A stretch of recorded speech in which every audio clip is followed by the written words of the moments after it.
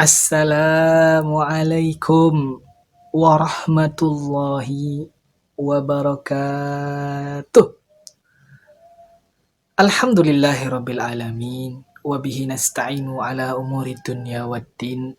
Wassalatu wassalamu ala asrafil anbiya'i wal mursalin wa ala alihi wa sahbihi ajmain. Amma ba'd. Saudaraku sekalian, sejatinya kita adalah seorang penuntut ilmu.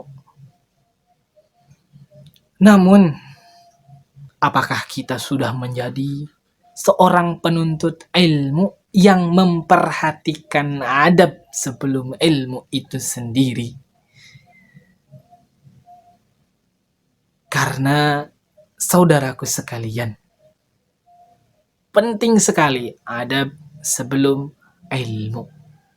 Seperti yang dijelaskan begitu detail di dalam sebuah kitab Ta'lim Muta'allim karya Imam Az-Zarnuzi rahimahullahu ta'ala. Di sana dijelaskan tentang pentingnya adab sebelum ilmu itu sendiri. Tapi karena waktu yang sangat terbatas, di sini kita hanya akan membahas secara sekilas. Di sini saya akan membahas tentang bagaimana cara memuliakan ilmu itu sendiri. Ikhwati fillah rahimani wa rahimakumullah.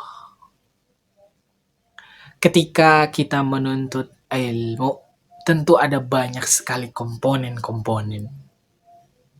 Yang pertama, tentu kita sendiri sebagai penuntut ilmu.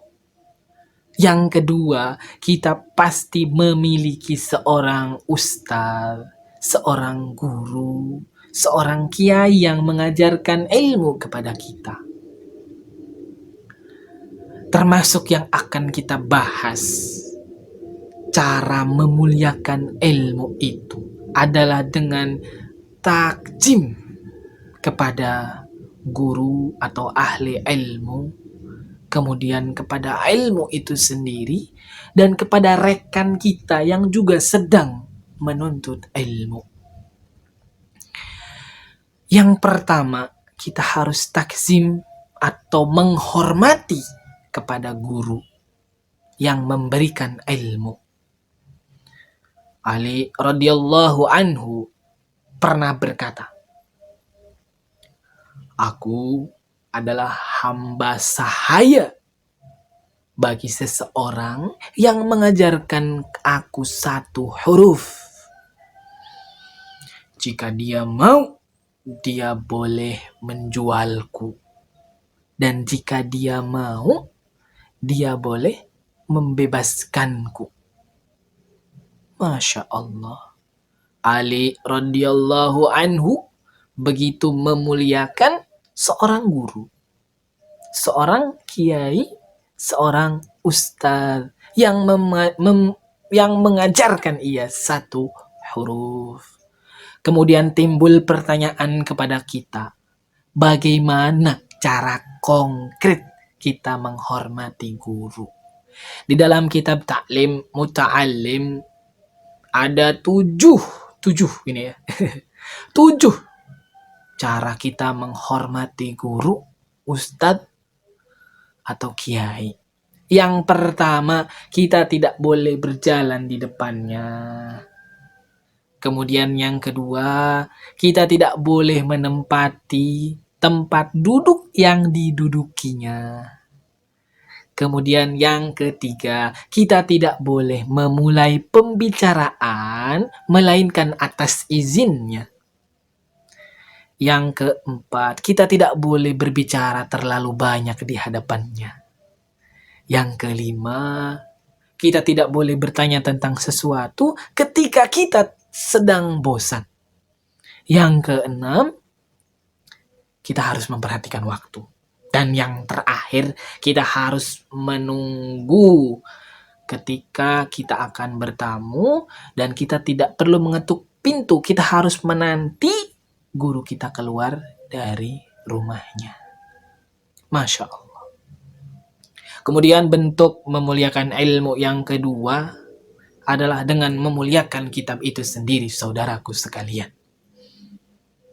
Yang pertama, memuliakan ilmu dengan takzim terhadap kitab, menghormati kitab, yaitu kita hendaknya memegang kitab atau ketika belajar kitab dalam keadaan suci.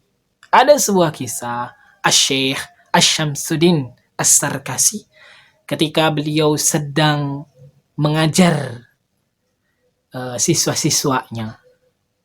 Beliau pada saat itu suatu malam ya, sedang sakit perut.